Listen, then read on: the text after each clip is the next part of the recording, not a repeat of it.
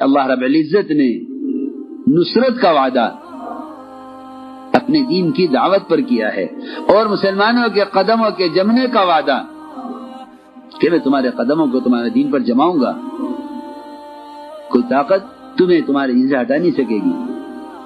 یہ بات یقینی طور پر مشاہدے میں ہے کہ جب تک یہ امت دور صحابہ میں اجتماعی طور پر دعوت کی نقل و حرکت اور دوسروں کو اللہ سے جوڑنے کی کوشش میں لگی رہی، اس وقت تک ہر زمانے کی بادشاہتیں، ہر زمانے کی قوتیں اور باطل طاقتیں وہ مسلمان کے سامنے مغلوب ہوتی رہیں۔ یہی وجہ تھی کہ جب امت اس طور پر دعوت پر تھی تو پھر اللہ تعالی کی طرف سے ایسا رعب دیا گیا تھا مسلمان کو، ایسا رعب دیا گیا تھا مسلمان کو، اللہ اکبر۔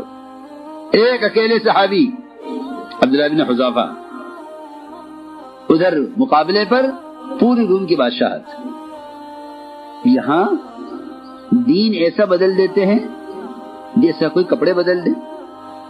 شادی کرنی ہو تو مذہب کوئی چیز نہیں، دکان چاہیے تو مذہب کوئی چیز نہیں، زمین چاہیے تو مذہب کوئی چیز نہیں، کارخانہ چاہیے مذہب کوئی چیز نہیں، حکام سے اپنے کاموں میں، اپنے دنیاوی تقاضوں میں اگر کوئی رعایت چاہیے تو دین کوئی چیز نہیں۔ اللہ اکبر۔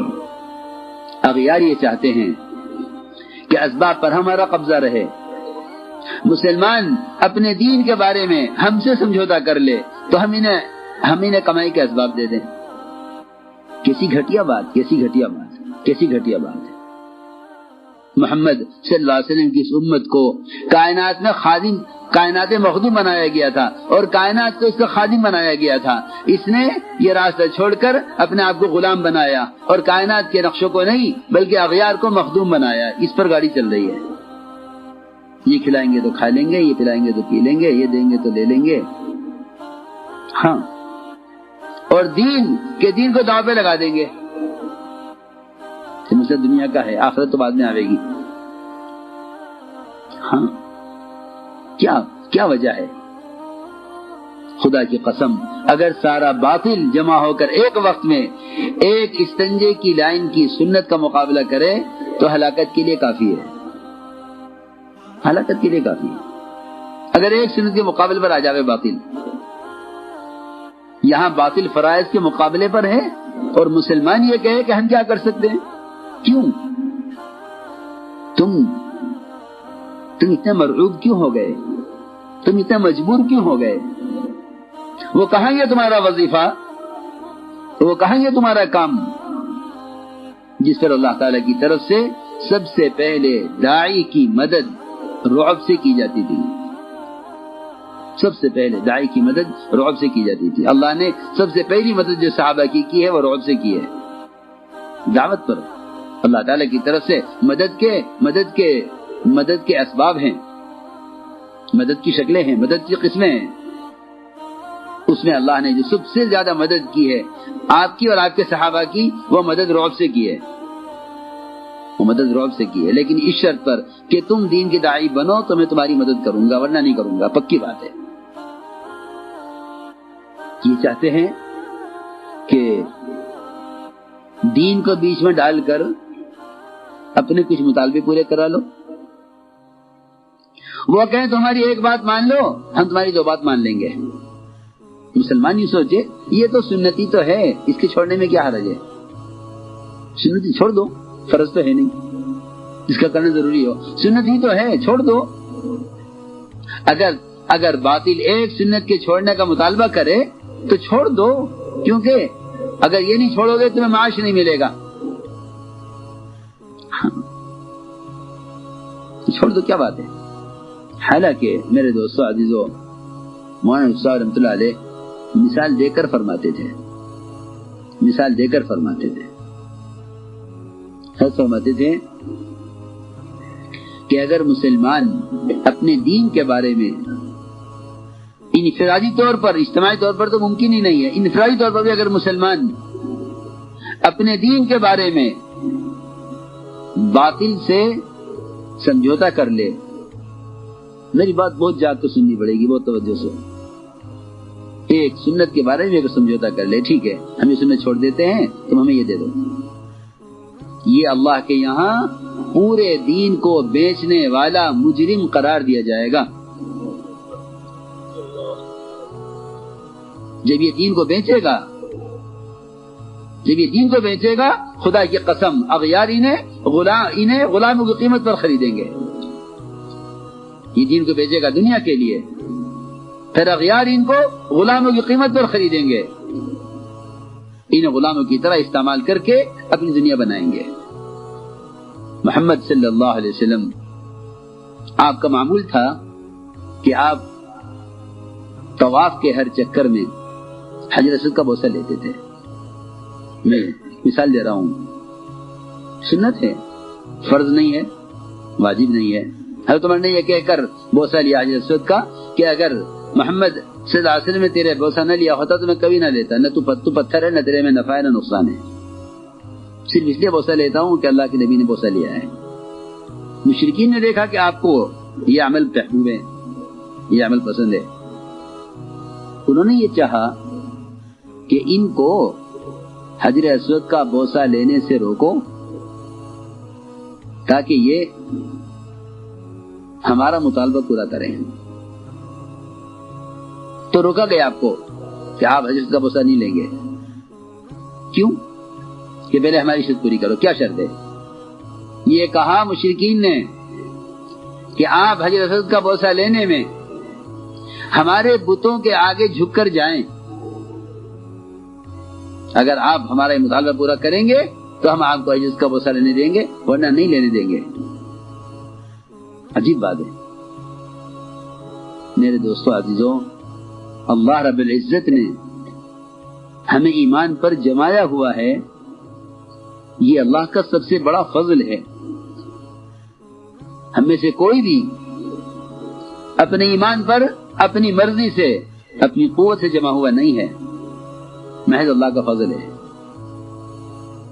کیونکہ دنیا میں ایمان اللہ کے فضل کا مظہر ہے، اور دنیا میں کفر اللہ کے استغنا کا مظہر ہے، اور آخرت میں جنت اللہ کے فضل کا مظہر ہے، اور آخرت میں جہنم اللہ کے استغنا کا مظہر ہے.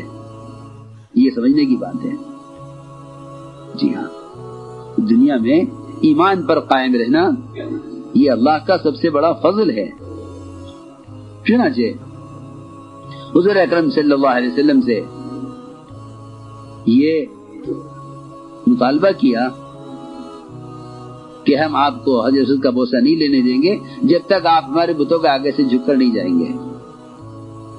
آپ صلی اللہ علیہ وسلم کو اس میں کوئی شک نہیں کہ انبیاء علیہ السلام تو ہر گناہ سے معصوم ہیں. شرک تو کوئی تصور نہیں کر سکتا کہ انبیاء کے ساتھ شرک کا تصور بھی ہو انبیاء کو، کیونکہ وہ اللہ کی توحید کو قائم کرنے کے لیے بھیجے گئے ہیں. لیکن آپ کو ہلکا سے خیال آیا بغیر دل کے ارادے کے، اگر ان کو صرف خاموش کرنے کے واسطے سر سے اشارہ کر دیا جائے تو کیا حرج ہے؟ یہ خیال آیا بغیر دل کے ارادے کے، بغیر دل کے ارادے کے. اور یہ خیال آپ نے پکایا نہیں، آ کر گزر گیا. اللہ نے فرمایا وَلَوْلَا أَن ثَبَّتْنَاكَ لَقَدْ كِدتَّ تَرْكَنُ إِلَيْهِمْ شَيْئًا قَلِيلًا. نبی جی اگر ہم آپ کو نہ جماتے، اگر ہم آپ کو نہ جماتے تو قریب تھا کہ آپ ان کی بات کی طرف تھوڑے سے جھک جاتے، وہ بھی دل کے ارادے سے نہیں، صرف ان کو دکھانے کے لیے. اگر آپ ایسا کر لیتے تو ہم آپ کو دگنا عذاب دنیا میں دیتے، دگنا عذاب آخرت میں دیتے. ہاں میں نے بات اس لیے عرض کی ہے کہ ہم میں سے ہر ایک غور کرے اپنی ذات کے اعتبار سے. اس لیے کہ مسلمان کی بے دینی وہ صرف اپنے اختیار سے نہیں ہے، بلکہ کچھ اسباب ہیں بے دینی کے، صرف اپنے اختیار سے بھی نہیں ہے، بلکہ کوئی اسباب ہے بے دینی کے۔ جہاں بے دینی کا اسباب اپنے ذاتی اندر سے ہیں وہاں نفس کے تقاضے سے ہیں، اور جہاں بے دینی کا اسباب باہر کی طاقت سے ہیں وہاں باہر کی طاقت سے ہیں، مگر یہ اس کے مقابلے میں کامیاب نہیں ہو سکتے۔ یہ حالات کو دیکھ کر دین بدل دیں گے، یہ حالات کو دیکھ کر دین بدل دیں گے، حالات کو سامنے رکھ کر چلیں گے، حالات کو سامنے رکھ کر چلیں گے۔ حالات یہ ہیں تو یہ حالات کے لیے دین بدل دیں گے۔ میں جو عرض کرنا چاہتا تھا کہ ہر قسم کے حال سے مقابلہ، ہر قسم کے قانون سے مقابلہ، اس مقابلے کی قوت اللہ تعالیٰ کی شرط پر دیتے تھے، وہ شرط دعوت ہے، وہ شرط دعوت ہے۔ تو میں نے عرض کیا کہ جب مسلمان اپنے دین کی دعوت کو چھوڑ دیتا ہے تو پھر وہ اپنے دین کو بیچنے لگتا ہے۔ دین کا بیچنا میں نے عرض کر چکا کہ اگر ایک سنت کو بھی یہ کہہ کے چھوڑ دے کہ حالات، قانون، ماحول یہ سنت کا سے روک رہا ہے تو یہ اپنے دین کو ختم کرنے والا ہے۔ میں اس کی مثال دیتا ہوں۔ بڑا جنگل لکڑی کا میلوں میں پھیلا ہوا، بڑا جنگل لکڑی کا میلوں میں پھیلا ہوا، لوہے نے جنگل کے بادشاہ سے ایک بالش لکڑی کا مطالبہ کیا کہ تمہارے پاس اتنی لکڑی ہے، ہمیں اس میں سے ایک بالش لکڑی دے دو۔ ہمارے پاس تو لکڑی ہی نہیں، ہم تو لوہا ہیں۔ بادشاہ نے اپنے وزراء کو جمع کیا، بھئی یہ ایک بالش لکڑی مانگتے ہیں۔ وزراء نے کہا ایک بالش؟ ہم انہیں 1 انچ لکڑی بھی نہیں دیں گے۔ اس لیے نہیں کہ ہمارا کمی آ جائے گی، میری بات بہت توجہ چاہے گی، ہم انہیں 1 انچ لکڑی بھی نہیں دیں گے۔ میں یہ ساری جو بات کہہ رہا ہوں یہ بالکل صحابہ کرام کے عزم اور ان کے دین پر استقامت کی کا یہ ترجمہ ہے جو میں کہہ رہا ہوں۔ یہ سابق قصے ہیں، یہ اس جو مثال دے رہا ہوں یہ صحابہ کے ہر زمانے میں باطل کو جواب دینے کی یہ سب سے عمدہ مثال ہے۔ وزراء نے منع کر دیا کہ نہیں، ایسا مت کیجیے۔ بادشاہ نہ مانا۔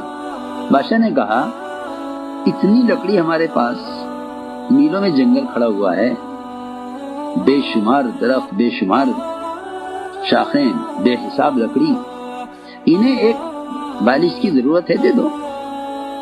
نہ مانا بادشاہ، اور اس نے لکڑی اٹھا کے 1 بالش لکڑی اس کو دی۔ لوہے نے اس لکڑی کی ہتھی بنائی اور اسے آرے میں لگایا اور سارا جنگل کاٹ کے ختم کر دیا، سارا جنگل کاٹ کر ختم کر دیا۔ عقل کو استعمال کرو، میں جو کہہ رہا ہوں۔ کیوں پہلے کیوں نہیں کر سکا؟ کہ جب تک مسلمان اپنے دین کا حصہ غیروں کے لیے چھوڑے گا نہیں، اس وقت تک وہ تمہارے پورے دین کو ختم نہیں کر سکتے۔ اس نے 1 بالش لکڑی دی لوہے کو، اور یقینی بات ہے کہ اگر لوہے میں لکڑی کا دستہ نہیں ہے تو آرا کاٹے گا نہیں، ہاتھ کٹے گا۔ آپ ہاتھ سے آرا پکڑے کاٹو، ہاتھ سے آرا پکڑ کے چلاؤ، ہاتھ کٹے گا، لکڑی نہیں کٹے گی، کیونکہ اس لوہے کی جو قوت ہے، اس کے چلنے کی جو قوت ہے اور اس کے کاٹنے کی جو قوت ہے وہ اس ہتھی سے ہے جو اس میں لکڑی سے لگائی جاتی ہے۔ الذين آمنوا ولم يلبسوا ایمانهم بظلم اولئک لهم الامن وهم مهتدون، کہ اگر ان کے ایمان میں شرک آمیزش نہیں ہے تو ان کے لیے دنیا میں امن بھی ہے اور ہدایت بھی ہے۔ میں یہ کہنا چاہتا ہوں یہ اس چکر میں ہے کہ کیونکہ اختیارات ان کے ہاتھ میں ہیں، لہذا تم جس دین پر چل سکتے ہو چلو، اور جس دین پر یہ قانون یہ کہہ دے کہ آپ یہ نہیں کر سکتے، مسلمان یہ کہتے جی ٹھیک ہے، میں تو مکلف ہوں نہیں کیونکہ قانون ہے۔ میری بات یاد رکھو، دعوت اللہ کے بغیر اگر کوئی دین پر چلنے سے مجبور ہے تو اللہ اس کو عذر کو قبول نہیں کریں گے، اللہ اس کو عذر کو قبول نہیں کریں گے۔ اللہ کا پہلا سوال یہ ہوگا کہ تو نے اس دین پر چلنے کے لیے کیا کوشش کی؟ دعوت اللہ کے بغیر اگر کوئی دین پر چلنے سے مجبور ہے تو اللہ اس کو عذر کو قبول نہیں کریں گے۔ اللہ کا پہلا سوال یہ ہوگا کہ تو نے اس دین پر چلنے کے لیے کیا کوشش کی؟